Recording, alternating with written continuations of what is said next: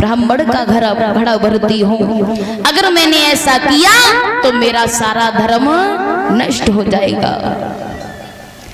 महाराज कहने लगे बारी रानी, अरे तू कहाँ मेरी आज्ञा का पालन करने वाली, मेरे कहे हुए वचनों पर चलने वाली, आज तूने मुझे ठुकरा दिया।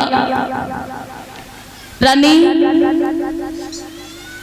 तेरे साथ तो फेरे पड़ के आई, तूने वो रिश्ता बिल्कुल भी नहीं निभाया। तो रानी तारा कहने लगी, महाराज हम तुम्हारी गगरिया को उठवा तो नहीं सकते, लेकिन एक युक्ति जरूर बता सकते हैं। तो कौन सी युक्ति बताई है? गहरे में घुस जा घड़ा उठ जाएगो, और तनिक सहारो पानी को लगी जाएगो। महाराज हम आपको एक युक्ति बता रहे हैं, गहरे में घुस करके घड़ा को उठा लीजिए, क्योंकि थोड़ा पानी का सहारा दिल जाएगा, थोड़ा आप सहारा लगाना तो गगरिया को उठना आसान है।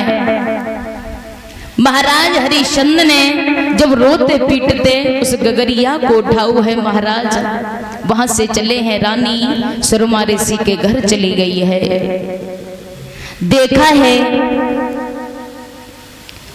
महाराज जब कालू मेहतर के द्वार पर आए हैं, द्वार पर आते ही एकदम से ठिप्पा लगा है, गगरिया सिर से फूट करके जमीन पर गिर गई है।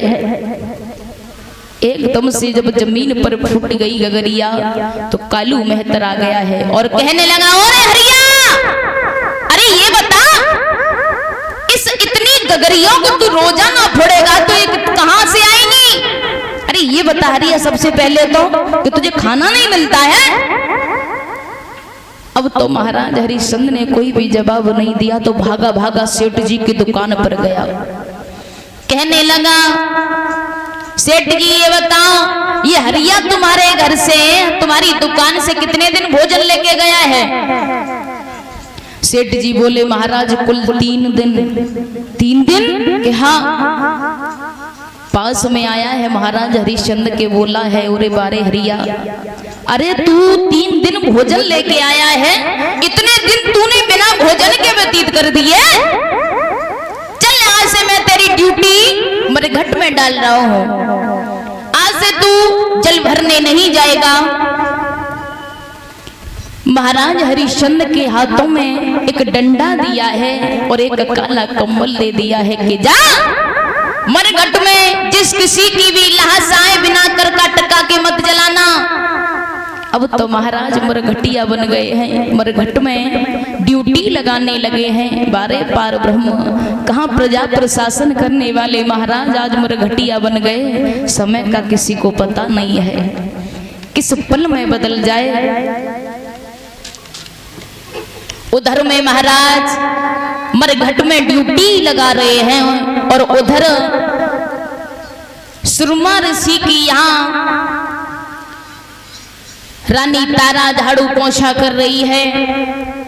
तो सुरमा ऋषि बोले हैं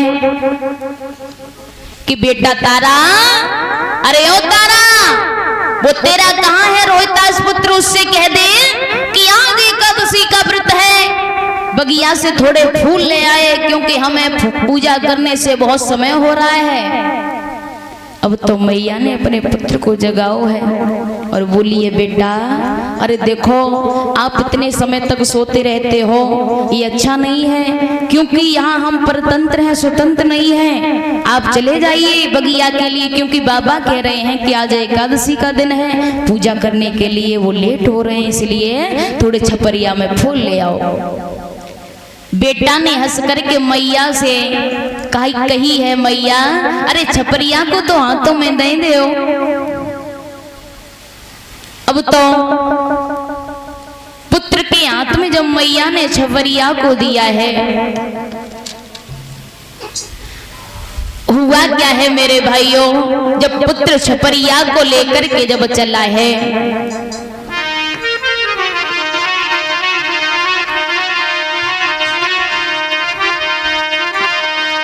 मात की बातिन में, मात की बातिन में छपरिया हाथन में तुम्हारी चलो है रोहित आसमान की बातन में छपरिया हाथन में लाला चलो है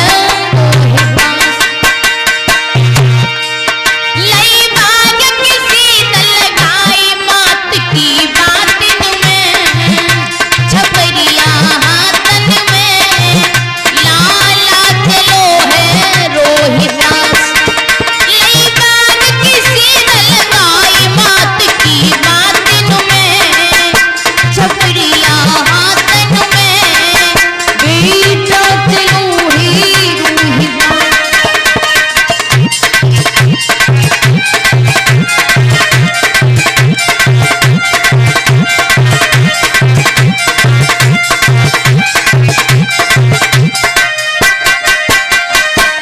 पुत्र रोहिदास छपरिया को जब लेके चला है, ऐसा ही नहीं है बगिया में पहुंचो देखा है खिले खिले फूल पुत्र छपरिया में डालने लगा है। हुआ क्या है फूल एक खिला हुआ फूल एक खिला हुआ कि बिसियर छिपा हुआ फूल एक खिला हुआ कि बिसियर छिपा हुआ दसी उंगली मिलियो लई बाग किसी न लगाई बात की बातिन में छवरिया हाथन में कुमारी चलो है रोहिदास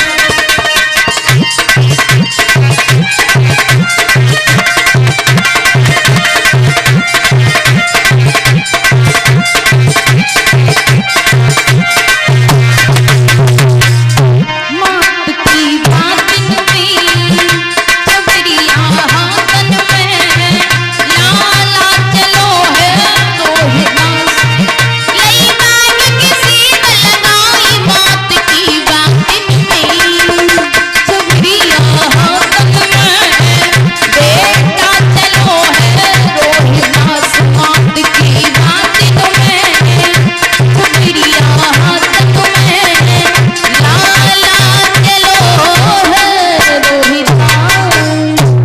इसी प्रकार से पुत्र रोहिदास जब बगिया में आया है,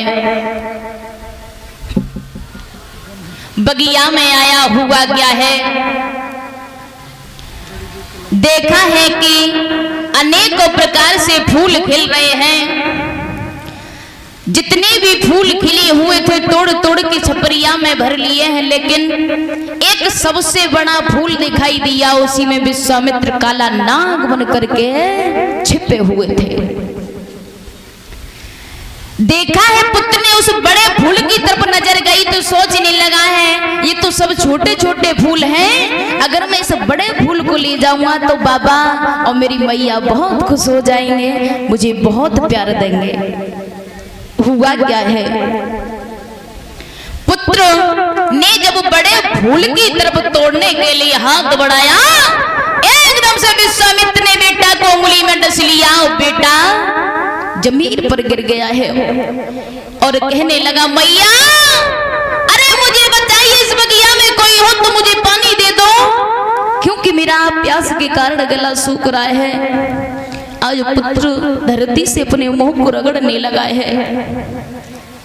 उधर में विश्वामित्र ने काशी में जाके हल्ला कर दिया है, आवाज लगा दी, अरे काशी के लोगों, किसी का पुत्र बगिया में फूल तोड़ने गया, उसे काले नाग ने डस लिया है, जाके देख लो वो किसका पुत्र है। मैया ही मैया चिल्ला रहा है।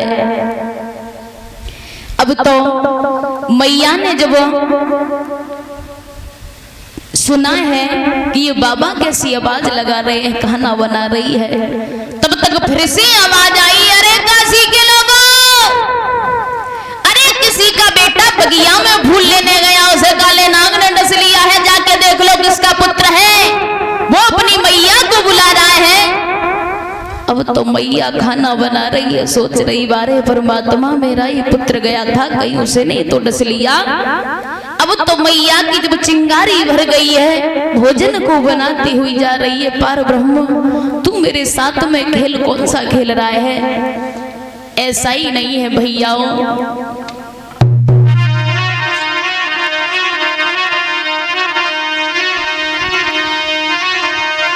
अरे भोजन रही बनाई मात की छूटी बबकारी।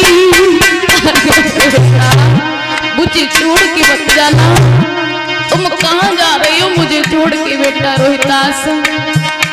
अरे भोजन रही बनाई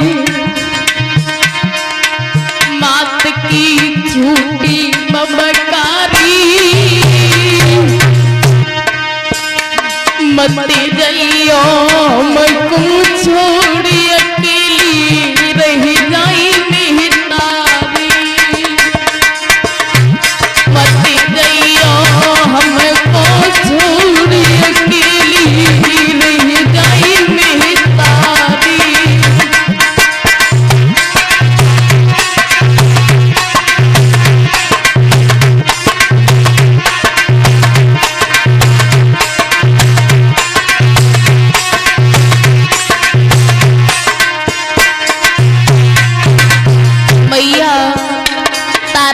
जल्दी जल्दी भोजन बना के दो, दासी को साथ में लेके बगिया में पहुंची। हुआ क्या, पुत्र को जब जमीन